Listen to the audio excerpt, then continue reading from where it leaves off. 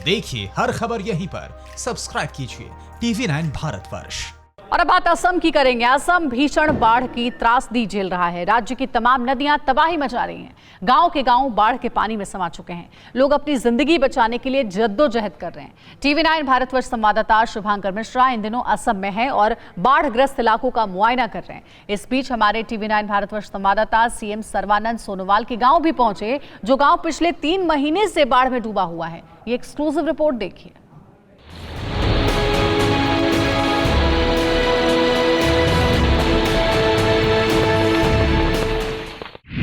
ब्रह्मपुत्र का हाहाकारी अवतार, तबाही का मंजर हद से पार। बाढ़ ने मचाई ऐसी तबाही, CM सोनोवाल का गांव पानी पानी। बर्बादी की बाढ़ का जल प्रहार, जनता में मचा है त्राहिमाम। असम में जहां देखो तबाही ही तबाही है।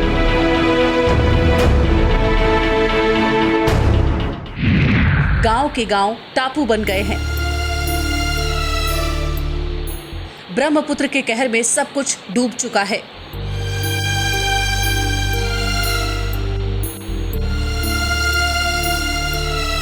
जहां तक नजरें जाएंगी पानी ही पानी नजर आएगा। घर डूब गए हैं, झुग्गियां बह चुकी हैं, गांव के गांव पानी में समा चुके हैं। कुदरत के इस क्रोध के आगे जनता बेहाल और सरकार लाचार नजर आ रही है। जल प्रलय के बीच TV9 भारतवर्ष संवाददाता शुभांकर मिश्रा जान पर खेलकर बाढ़, बारिश और बर्बादी के बीच बाढ़ग्रस्त इलाकों का जायजा लेने के लिए असम में मौजूद हैं और लोगों के दुख दर्द को देश और सरकार के सामने रख रहे हैं। इस क्रम में TV9 भारतवर्ष संवाददाता असम के CM सर्बानंद सोनोवाल के गाँव बिंदाकाटा मुलुक गाँव पहुंचे, जहाँ बूढ़ी दिंगीह नदी प्रलय मचा रही है। 3 महीने से CM का गांव जलमग्न है। ऐसा लगता है कि पूरा गांव जल समाधि ले चुका है। जिस जगह पर फिलहाल हम मौजूद है, इस जगह का नाम बिंदाकटा है और ये जगह खास इस लिहाज से है क्योंकि यहाँ पर CM सर्बानंद सोनोवाल का घर है। उनका घर यहाँ पर मौजूद है। लेकिन बड़ी बात यह है कि इस पंचायती इलाके में इसलिए हम पहुंचे हैं ताकि आपको हम ये दिखा सकें कि असम किस रास्ते से गुजर रहा है। दरअसल रास्ता तो यहाँ पर बना हुआ है, लेकिन वो उधर नजर डालिए, वहां पर रास्ता बंद हो जाता है। और अगर आपको इस पूरे गांव में, इस पूरे पंचायत का सफर करना है तो ये जो नाव एक हमने ले रखी है, आपको इस तरीके से नाव में चलना होगा। बारिश के मौसम में जब नदियां उफान मारती हैं, तटबंध तोड़ प्रलय मचाती है। यहाँ का नजारा कुछ इसी तरह का है। बांध तोड़कर बूढ़ी दिंगीह नदी CM सर्बानंद सोनोवाल के गाँव बिंदाकाटा के साथ पूरे डिब्रूगढ़ में तबाही मचा रही है। यहाँ सब कुछ जलमग्न है। बड़े बड़े पेड़ बाढ़ के पानी में आधे डूबे हुए हैं। लोगों का घर बार, सारा सामान पानी में समाहित हो चुका है। गांव में दूर दूर तक सड़कें नहीं दिख रही हैं। खेतों में कई फीट ऊपर तक बाढ़ का पानी जमा है। गांव के ज्यादातर लोग पलायन कर शरणार्थी की तरह जी रहे हैं और जो बचे हैं वो इन नावों के सहारे एक जगह से दूसरी जगह जाने के लिए मजबूर है। देखिए इन पेड़ के हाइट्स को देखिए आप, सब कुछ यहाँ पर डूब चुका है। और ये सर्बानंद सोनोवाल जो कि यहाँ के मुख्यमंत्री हैं, उनका गाँव है, उनका पंचायती क्षेत्र है। कितने महीने से पानी यहाँ पर डूबा हुआ है? पानी, हाँ, ये साल को तो है ना, आज तो 3 महीना हो गया पानी। 3 महीना हो गया। तो मुख्यमंत्री के गांव में अगर 3 महीने से पानी डूबा हुआ है, आपको लगता नहीं कि बहुत बड़ी समस्या ये है? हाँ, समस्या बहुत बड़ा है। क्या क्या परेशानी होती है आप लोग को? परेशानी क्या, सरकार तो चावल डाल देता है। हाँ, और तो घर जा 1 किलो चावल 1 किलो 3 किलो करके दिया रहा है। हाँ, एक आदमी पर कितना किलो? 3 किलो। 3 किलो। बाकी जगह 1 किलो दिया है।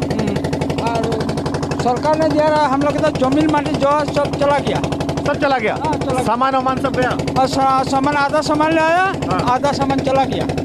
CM सोनोवाल के गांव के आसपास 2 और ऐसे गांव हैं जहां बाढ़ ने सब कुछ डुबो दिया है। जहां तक नजर जाएगी सैलाब ही सैलाब दिखेगा।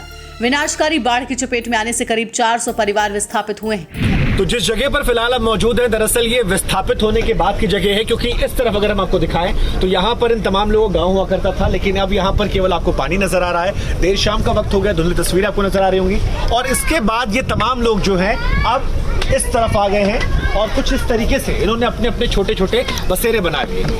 ये तस्वीरें हम आपको दिखा रहे हैं। यहाँ पर दुकानें भी खुल गई हैं क्योंकि रोजमर्रा की चीजें इनको भी चाहिए होती हैं और इसी में इनका पूरा घर जो है आप कह सकते हैं घर भी है, दुकान भी है और यहीं पर जीवन यापन का तरीका है। अब अगर घर नजर डालेंगे आप तो इधर देखिए तमाम आपको बच्चे नजर आ रहे होंगे यहाँ पर। ये बड़ी संख्या में बच्चे यहाँ पर मौजूद हैं जो ये दर्शाते हैं कि एक दो नहीं बल्कि कई सारे परिवार जो है वो यहाँ पर एक साथ रहते हैं। बड़ी बात ये देखिए, पानी देखिए यहाँ पर, जरा कैमरा घुमाइए इधर देखिए, बिल्कुल यहाँ पर पानी, अगर ये थोड़ा सा पानी और बढ़ता है तो ये पानी यहाँ पर भी पहुंच सकता है। ये पानी 3 महीने से टिका हुआ है, जो एक बहुत बड़ी बात यहाँ पर है। हम जैसे से आगे बढ़ रहे हैं, पीछे आप देखिए यहाँ पर लोगों की भीड़ जो है वो बढ़ती चली जा रही है। कितना नुकसान हुआ आप लोग को? इसने कम से कम का 2-3 हजार लोग का परिवार को सारे माटी भीटी सब ले गया। और यहाँ कितने परिवार रह रहे हैं फिलहाल? यहाँ आपका कम से कम का 200 हो जाएगा। 200 परिवार। तो खाने पीने का इनका हिसाब किताब? खाने पीने सरकार दिया, रिलीफ देता है, डाल देता है, सोयाबीन देता है, बस और कुछ नहीं। मांस मछली तो है ही नहीं। और जितना राहत मिल रही क्या वो पूरी हो जा रही है? ना पूरी तो होता है, तो खत्म हो गया तो फिर आएगा कि जाने यहाँ से। और कितने दिनों में राहत मिलती है?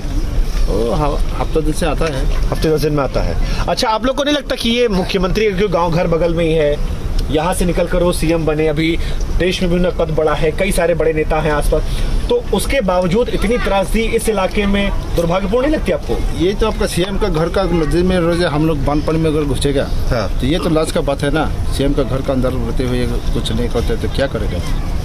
ऐसे हम लोग भूकंप में है और रिलीफ देता है, माटी ने घटी ने क्या बनाएगा? हम लोग कहाँ बांधकर बनाएगा? यहाँ हम पानी देख रहे हैं बिल्कुल एकदम सारे ब्रह्मपुत्र हो गया, तो कभी बाढ़ समझ सकता है ये सारे ब्रह्मपुत्र डिब्रू नदी सारे प्लास होके सब खत्म कर। तो ये पानी थोड़ा और बढ़ा है तो फिर ये भी आपका नुकसान हो जाएगा? नुकसान हो जाएगा। इसमें अगर पानी नहीं देगा, पत्थर से पानी नहीं देगा, जाली से पानी, तो ये भी रुकना नहीं है। सीएम का घर भी जाएगा, सीएम का घर भी जाएगा, खाली हमारे को घर नहीं, सीएम का घर भी जाएगा, पहुंचेगा पानी। ये सच है कि सीएम सोनोवाल के गांव के लोगों को खाने पीने की समस्या नहीं है। हर हफ्ते यहां सरकारी अधिकारी आकर लोगों को अनाज पहुंचा रहे हैं। बीच बीच में डॉक्टरों की टीम भी आकर लोगों का हाल जान रही है, लेकिन जो कुछ परेशानी आप देख रहे हैं वो मामूली नहीं। खास तौर से महिलाओं की हालत ज्यादा ही दयनीय है। तो बहुत दिक्कत है, लेट्रिन भी नहीं है, बाथरूम नहीं है, हमारा ट्यूबवेल भी नहीं है अच्छे से, नदी में नहाना पड़ता है हम लोग को, नदी का पानी पर खाना पड़ता है हम लोग को। और कितना महीना हो गया इसे? 1 महीना हो गया। 1 महीना हो गया। खाने पीने का जितना सामान मिला उससे पूरा हो जाता है? हो जाता है, खाना हो जाता है। हमारी कोशिश यही है कि ग्राउंड जीरो से आपको रियलिटी दिखाएं ताकि दिल्ली से लेकर गुवाहाटी में जो सरकार बैठी है वो कम से कम जागे और इन लोगों की बात सुनकर कुछ मदद पहुंचाए, क्योंकि असम जो है वो परेशान है और देश भर में असम के लिए अब दुआएं उठ रही हैं कि असम की मदद की जाए, क्योंकि वो भी हिंदुस्तान का टूट हिस्सा है और वो भी करा रहा है। लाखों लोग ऐसे हैं जो अपने अपने घरों से बेघर हो गए हैं, परेशान हो रहे हैं। कुल मिलाकर इन तस्वीरों के साथ आपको छोड़ जाते हैं। आगे रिपोर्ट्स में और भी कहानियां होंगी, लेकिन ये तस्वीरें देखिए, ये पानी जैसा बहता जा रहा है, शायद लोगों की उम्मीदें जो है वो भी कुछ यूं ही बहती जा रही है। कैमरा पर्सन विपिन के साथ शुभांकर मिश्रा, डिब्रूगढ़, असम। असम में भीषण त्रासदी से न सिर्फ घर बार डूबे हैं बल्कि बाढ़ ने जंगल में भी तबाही मचाई है। काजीरंगा नेशनल पार्क हाहाकारी बाढ़ की चपेट में है, जिससे कई जानवरों की जान जा चुकी है। TV9 भारतवर्ष संवाददाता शुभांकर मिश्रा ने काजीरंगा पार्क का मुआयना किया है और वहां के डायरेक्टर से भी बात की है।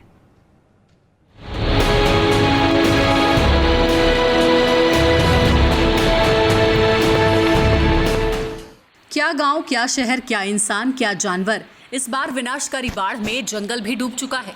हर साल आने वाले त्रासदी से न सिर्फ इंसानों की जिंदगी तबाह होती है बल्कि जानवरों पर भी बाढ़ का कहर टूट रहा है।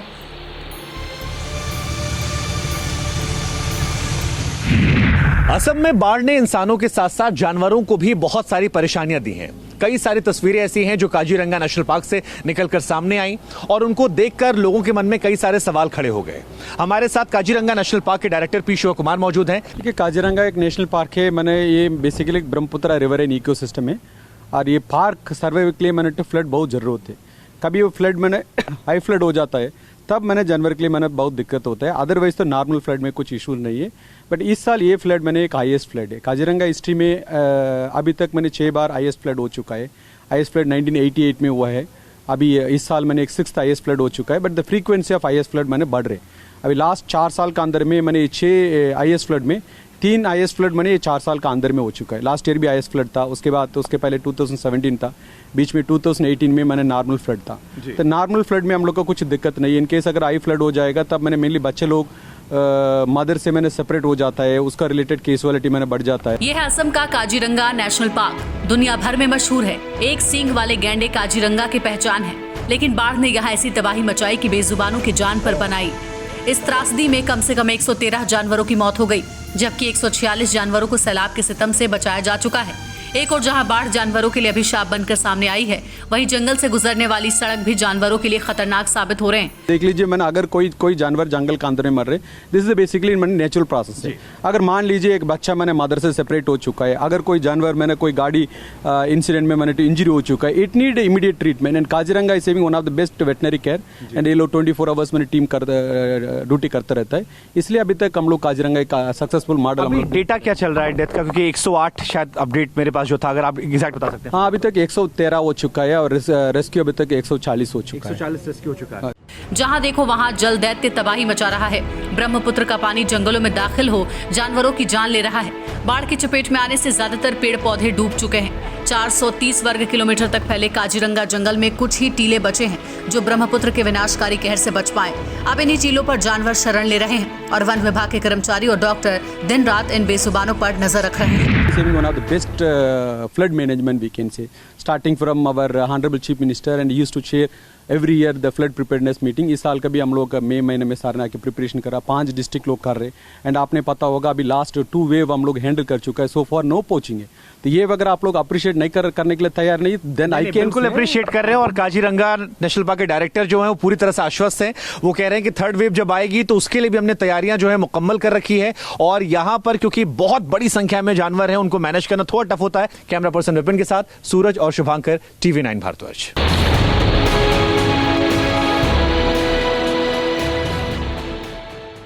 परवाह देश की, सोमवार से शुक्रवार रात 10 बजे TV9 भारतवर्ष पर।